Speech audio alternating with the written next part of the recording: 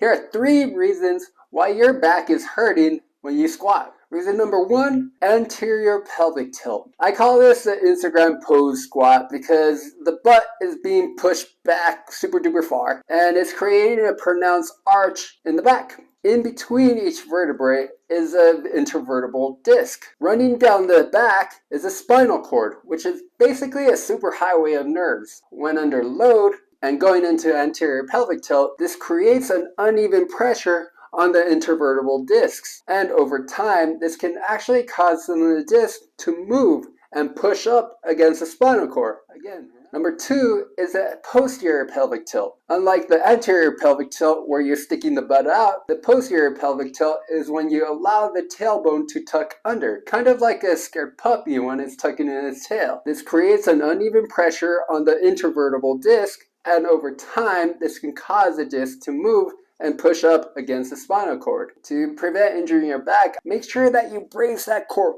super duper tight. Imagine that somebody's gonna punch you in the stomach and you don't want the wind knocked out of you. Make sure you do that for every lift, including your warm-up sets. Also, maintain a neutral posture for the duration of every repetition. Number 3, excessive torso lean. Back when I was in high school, the rule was you don't allow the knees to pass the toes. This was thought that allowing the knees to pass the toes would create a whole lot of stress on the knees, and over time, it'd be bad for the knees. In Fry et al. 2003, researchers determined that while squatting with the knees behind the toes reduced the stress on the knees, this increased the stress on the lower back, thus increasing the risk of a low back injury. Aim to keep the barbell path going down in a straight line, aligned with the middle part of your foot.